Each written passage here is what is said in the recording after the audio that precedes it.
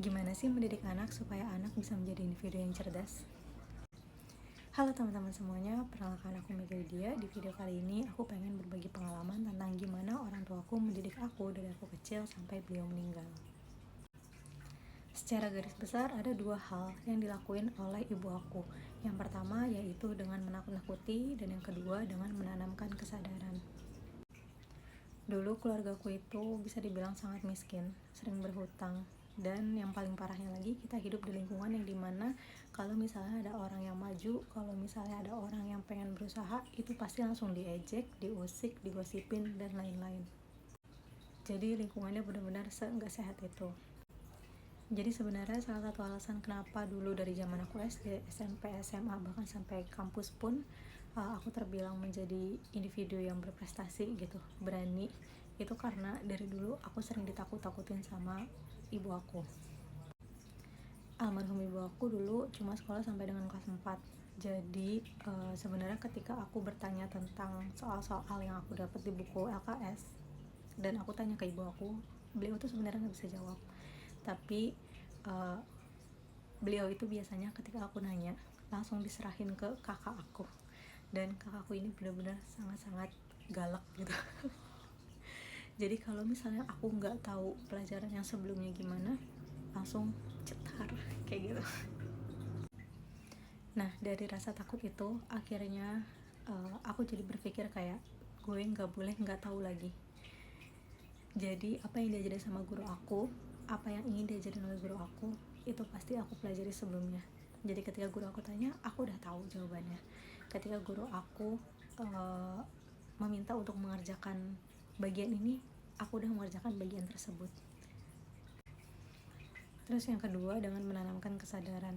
Karena memang waktu itu posisinya adalah kita ibaratnya keluarga ada di titik terendah. Ibu aku tuh selalu yang bilang, kita ini ada di sini karena mama tuh nggak berpendidikan, bapakmu juga nggak berpendidikan.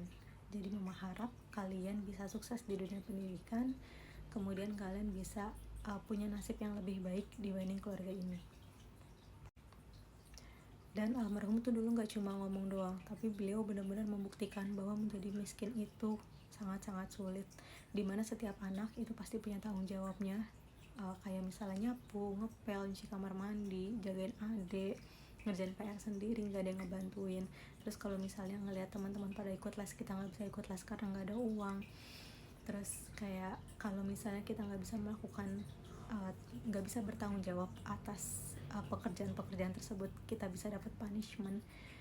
Terus kayak kadang tuh orang tua aku kayak yang kalau misalnya ada tetangga nih nagih utang gitu, orang tua aku tuh nggak yang nyuruh anak-anaknya masuk untuk nggak ngeliat gimana kondisi yang sesungguhnya, nggak, tapi ngebiarin. Jadi ya anak-anak itu ngeliat secara langsung kalau menjadi miskin itu sulit. Dan dari dulu ibu aku tuh selalu berharap dan menanamkan dengan pendidikan hidup menjadi lebih baik lagi ke depannya. Dan alhamdulillah this is it. Sekarang ibarat kata strata kita udah naik, udah nggak lagi di titik 0 bahkan minus, tapi udah di titik yang sekarang kita bisa loh membantu orang lain tanpa memikirkan besok mau makan apa. Jadi intinya yang dilakukan oleh orang tuaku adalah dengan dua hal ya yang ditanamkan, menanamkan rasa takut dan menanamkan kesadaran. Untuk rasa takut mungkin hal itu udah nggak relevan lagi di zaman sekarang karena campaign tentang mental health, tentang mendidik anak itu udah sangat banyak dan sangat marak. Jadi bisa dilakuin tuh yang sesuai dengan zamannya.